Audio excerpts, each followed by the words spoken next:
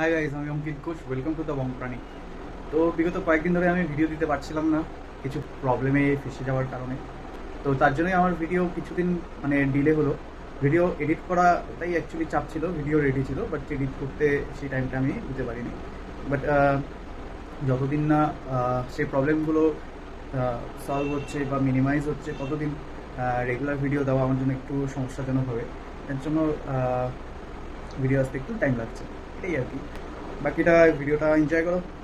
Ghalib street থেকে আসার পর আমি চলে গেলাম ডাইরেক্ট রাজুদার বাড়ি, মানে হাওড়া আন্দুল সরস্বতী ব্রিজের কাছে। তো সেই লোকালয়ে গিয়ে আমি রাজুদাকে কল করলাম, রাজুদা আমাকে গাইড করে দিল, সেই হিসেবে আমি গেলাম। এই হলো রাজুদার ফার্ম। তো আমি রাজুদার এখানে ভিডিও করব বলে এরকম কিছু করে যাইনি, যার জন্য রাজুদাকে আর ভিডিওতে আমি নিলাম না। হয়তো একটা আধটা চোখ আছে, মাঝে মধ্যে চেঞ্জ করা আচ্ছা হয়। আচ্ছা আচ্ছা। যখন দেখি যেটা একদম পুরো নোংরা হয়ে গেছে হ্যাঁ, তখন হ্যাঁ। চেঞ্জ করা হয়। हाँ तो का 250 रुपया चार्जेस लगता है। मीन्स आपकी है नहीं अटल।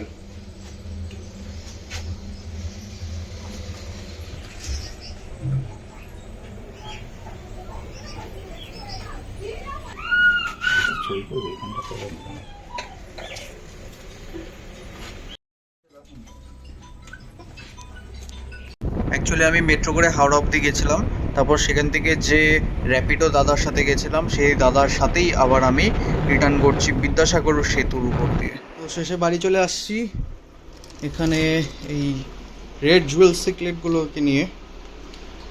এই ট্যাঙ্কটার মধ্যে আমি অ্যাকচুয়ালি আমার কই কাপগুলোকে এখানে কিছুদিনের জন্য রাখছিলাম, যাতে আমি যখন থাকবো না খাওয়া দাওয়া দিতে খুব সিম্পল হয়। তো ওদেরকে আমি আবার ওই ট্যাঙ্কে ট্রান্সফার করেছি। আনলাকিলি এখানে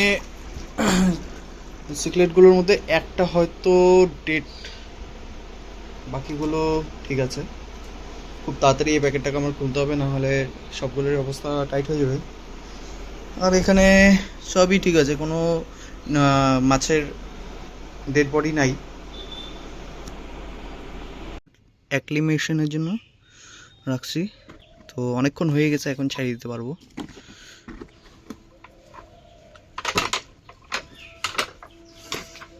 ওরা আবার নিজেদের ঘরে চলে আসছে। যাও গাইস, খেলাধুলা করো। একটা তো আগেই বেড়ে গেছিলো, আমি এসে দেখে দিয়ে লাভ দিতে হয়তো। ওটা খুব বাজে, ওটা খুব লাফায়। বাকিগুলো এখানে ঘোরাঘুরি করছে। জলও অলমোস্ট ঠিকই আছে, হয়তো বৃষ্টি পড়ছিল। এই বালতিটা এখন আমার খুব দরকার, এর জন্য তাড়াতাড়ি অ্যাক্লিমেশন করে দিলাম। তো এখানে আমার গাপ্পি ট্যাঙ্কগুলো যে করছিলাম, তার জন্য এখানে গাপ্পি নতুন গাপ্পিগুলো আনছি। রাত্রেবেলা কি হয়েছে, ট্রেনে আসার সময় এই প্লাস্টিকটা কোনোভাবে ফেটে গেছিলো লোকের ধাক্কাধাক্কির চাপে। তো ভাগ্যিস রাজুদা আমাকে এক্সট্রা প্লাস্টিক দিয়েছিল, তার জন্য আমি এখানে ঢুকায় আনতে পারছি।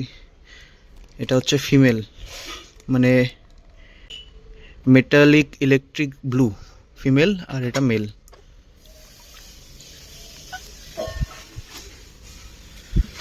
এখানে রেড ডাম্বোয়ার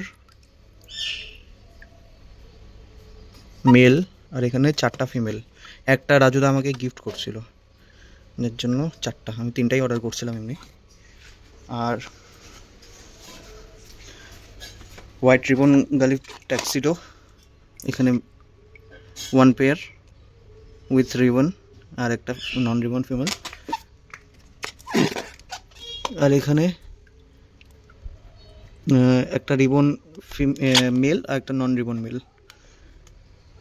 ওদেরকেও ছাড়বো। আর বাচ্চাগুলো আগের থেকে একটু বড় হয়েছে।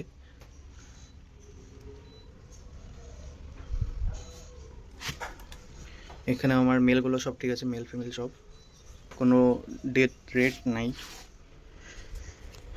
তো ওরা এক্লিমেট হোক, ততক্ষণ আমি আমার চিকলেটগুলোকে রিলিজ করে দিই। তো ব্লু কালারের একটা মারা গেছে, আর এটা একটা ব্লুটা ফেড হয়ে গেছে, হয়তো একটু স্ট্রেসে আছে। তো কিছুক্ষণ গেলে ঠিক হয়ে যাবে। এটাকে আমি এখানে রিলিজ করে দিই। তারপর